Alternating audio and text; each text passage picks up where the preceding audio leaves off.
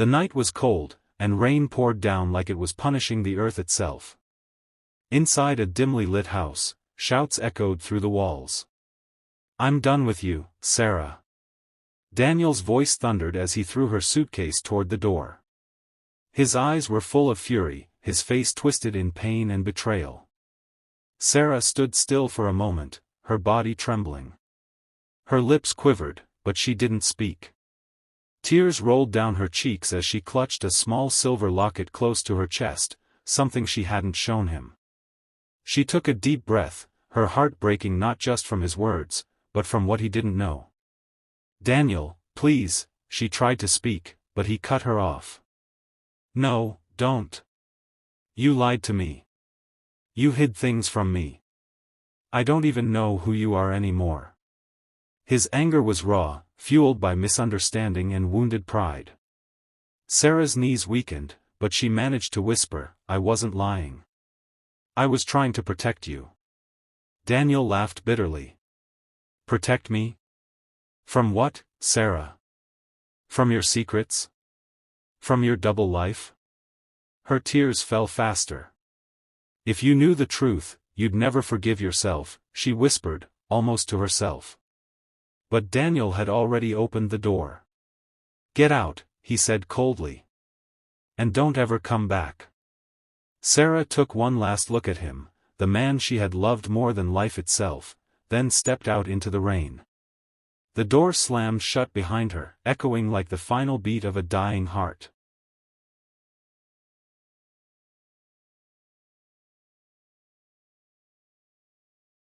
For hours, Daniel sat alone, staring at the empty living room. The photo frames on the wall, their wedding day, vacations, laughter, seemed to mock him. He told himself she deserved it. She had hidden something big. But the silence around him grew heavier by the minute, and doubt began to crawl into his mind. Sarah, meanwhile, wandered the empty streets, soaked to the bone. She had nowhere to go. Her parents were gone, and her friends had drifted away after Daniel's success. She sat down under an old bus stop, clutching that locket tightly.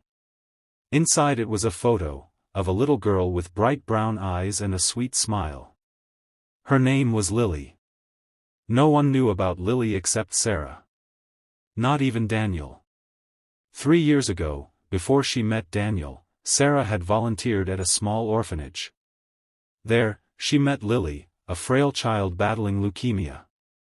Sarah fell in love with the girl instantly, treating her like her own daughter. But one night, the orphanage caught fire. Sarah saved Lily, but the trauma had left the child weak and afraid. When Daniel proposed to her a year later, Sarah promised herself she would one day tell him about Lily. But then, Lily disappeared. The orphanage said a man had come forward with forged documents claiming to be her father. The police never found her.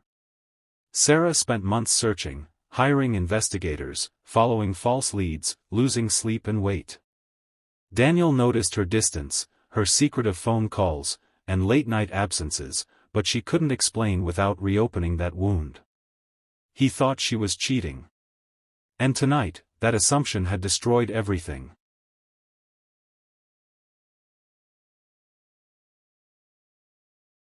Days passed. Daniel couldn't focus on work. He scrolled through old messages, searching for clues, anything to prove he'd done the right thing. Then he saw it, an old envelope hidden behind a photo frame.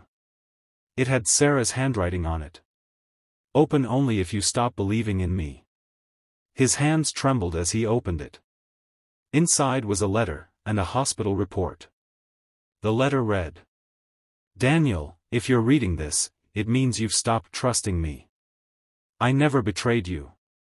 I was trying to find someone, a little girl who meant the world to me. I didn't tell you because I didn't want to bring pain into our home. She was sick, and I feared losing her would destroy you as it did me. But I had to keep searching. Because I believe she's still out there, waiting for me. Please forgive me if my silence hurt you. I loved you more than I could ever say. Sarah." Daniel's eyes blurred. He stared at the hospital report, it had Sarah's name, listing visits to a children's oncology unit. Suddenly, everything made sense. The secret phone calls, the hidden trips, the locket she never took off. And he had thrown her out. The guilt hit him like a tidal wave. He searched for her everywhere, called friends, visited shelters, even posted online. Days turned into weeks with no sign of her. Daniel's house felt like a graveyard. Then one morning, he received a call from a small-town hospital 2 hours away. "Sir, we found your number inside a woman's bag.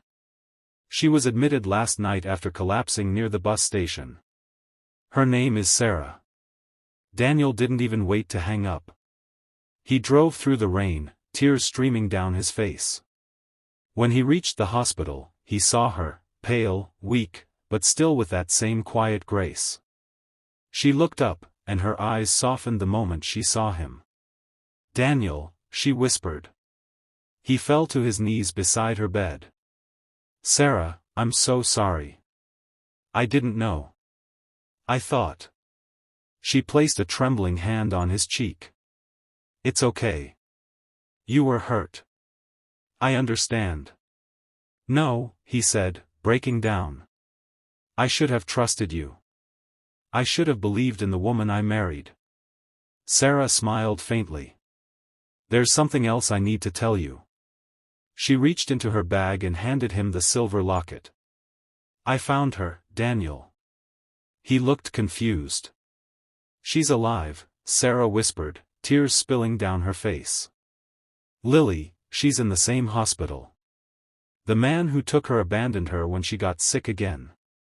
They brought her here last week." Daniel's breath caught. He opened the locket, the same little girl's face smiled back at him. Sarah continued, her voice breaking. "She needs a family. And I can't do this alone anymore." He held her hand tightly. "You're not alone.